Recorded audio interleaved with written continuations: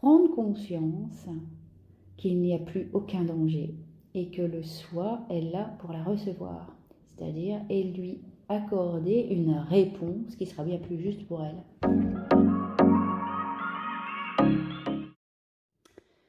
Alors, qu'est-ce que faire un petit voyage quantique avec moi, avec Sylvie? Eh bien, pour ça, pour que vous puissiez comprendre où est-ce que je vous emmène dans ces moments-là, je vais vous partager une expérience que j'ai vécue ce matin avec une de mes clientes. C'est quelqu'un qui est dans un principe, on pourrait dire, plutôt frileux, plutôt, plutôt sous tension, vous voyez, quelqu'un qui a du mal en fait à recevoir la vie tout simplement. Et même ça, pour elle, ce n'était pas évident à prendre conscience, à en prendre conscience, c'est-à-dire que recevoir la vie pour elle, ça va être trop. Donc elle ne s'autorise pas à être dans une réception globale de l'abondance. Et pour une simple raison, c'est que toute son histoire l'amène à créer des personnages qui la protègent les uns après les autres de tout ce qui pourrait lui faire du mal en fait dans sa conception d'enfant. Et en grandissant, en fait, elle ne lâche pas ces personnages. Donc ces personnages s'animent à tout moment dès l'instant où il y a une interaction avec ce qu'on appellera la vie. Donc c'est quelqu'un qui a du mal finalement à incarner la vie, à s'incarner dans la matière, puisque la vie, pour elle, c'est dangereux, c'est attaquant. Elle ne s'accepte pas parce qu'elle ne se sent pas acceptée. Pour le coup, elle considère que c'est elle le problème. Et jusqu'au moment où une phrase, je lui montre ou je l'éclaire sur le fait qu'à un moment, elle ne reçoit pas non plus l'information. Du coup, elle a tendance à s'accuser, à se dénigrer, à s'auto-flageller, à se rejeter davantage parce qu'elle ne se sent pas à la hauteur, elle ne se sent pas finalement digne même, je dirais, de recevoir, puisque finalement, même si elle travaille sur elle, pourtant fait tout ce qu'elle peut pour comprendre, elle ne comprend pas. Pourquoi? Parce qu'en elle, en fait, ce sont ces personnages qui prennent l'information et qui s'en servent contre elle. Ce qui fait qu'à un moment donné, au lieu que ce soit la partie la plus consciente en elle qui répondent, c'est les personnages en elle qui répondent. Ce qui fait que, ou sous d'autres termes, c'est le mental en elle qui répond. C'est-à-dire ces êtres, cette partie-là, oui, je vais dire des êtres parce que pour moi, c'est des êtres qu'on construit avec notre histoire. C'est une partie de nous, c'est notre persona, c'est notre personnalité, ce sont ces parties de nous qui nous ont protégés à un moment donné et qui aujourd'hui agit contre nous pour soi-disant notre bien, pour nous protéger, mais nous protéger de quoi? Pour quelque chose qui est passé, qui n'est plus la réalité actuelle, puisque pour le coup, aujourd'hui, ça nous empêche de vivre.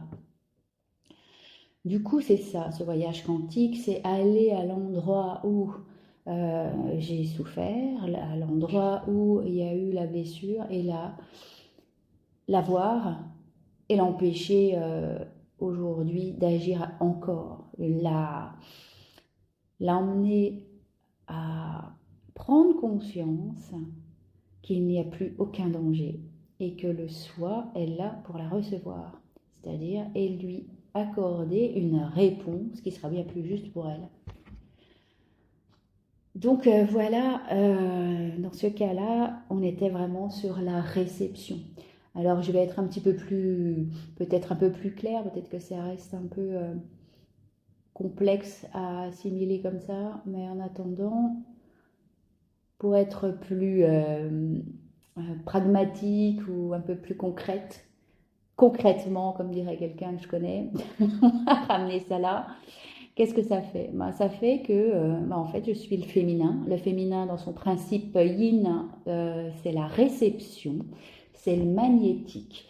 Et donc, par conséquent, si je n'accepte pas la vie, qui elle est yang, qui elle est électrique, eh bien, en fait, je suis en mode hérisson. Ça veut dire, je vais me mettre en mode donné, en mode je me défends d'eux, je me mets en mode je refuse euh, toute attaque, hein, parce qu'en fait on va considérer que là la vie est une attaque, hein, on se sent attaqué puisqu'elle ne correspond pas à notre désirata.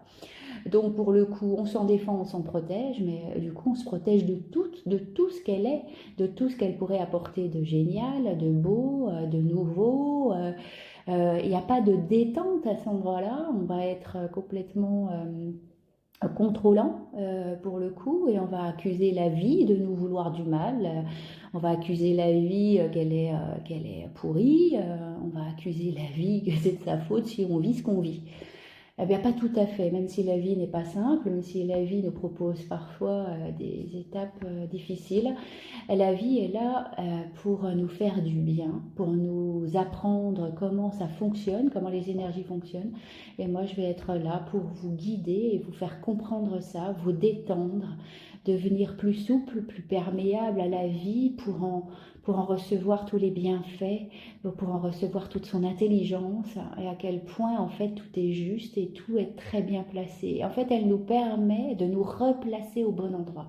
Donc c'est sûr que quand on a ces personnages qui nous défendent sans arrêt parce qu'on a subi enfant, eh bien en fait on n'est pas bien positionné. Ça part d'un endroit en nous qui est en souffrance et qui demande à être révélé, vu et libéré. Libéré définitivement, parce que je suis convaincue qu'on peut se libérer définitivement de quelque chose.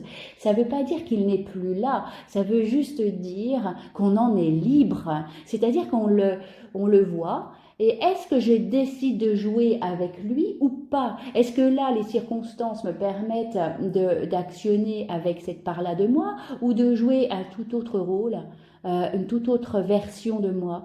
Alors voilà, là c'est là où on a le libre arbitre et c'est là qu'il se manifeste. J'espère que ça vous aura éclairé en tout cas sur même peut-être même un fonctionnement là maintenant.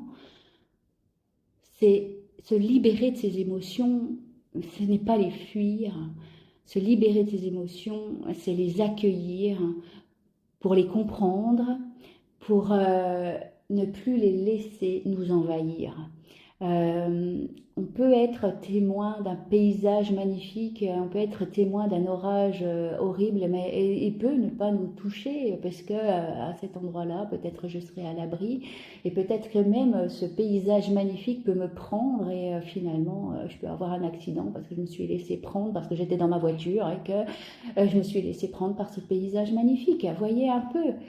L'attention est hyper importante. Où est-ce que je me place? Est-ce que mon attention est suffisante? Est-ce suffisamment, je vais dire, vibratoire? Ça veut dire suffisamment élargie pour ne pas me laisser prendre par un seul point. Donc c'est de ça que je parle quand je parle de voyage quantique dans ma nouvelle formule que j'ai appelée aventurière ou aventurier pour aller visiter ces parts-là de vous. J'espère en s'amusant parce que j'ai pas du tout envie de vous laisser là où vous êtes quand vous partirez d'une séance avec moi. Vous savez que vous avez franchi un cap. Et je sais que vous avez franchi un cap.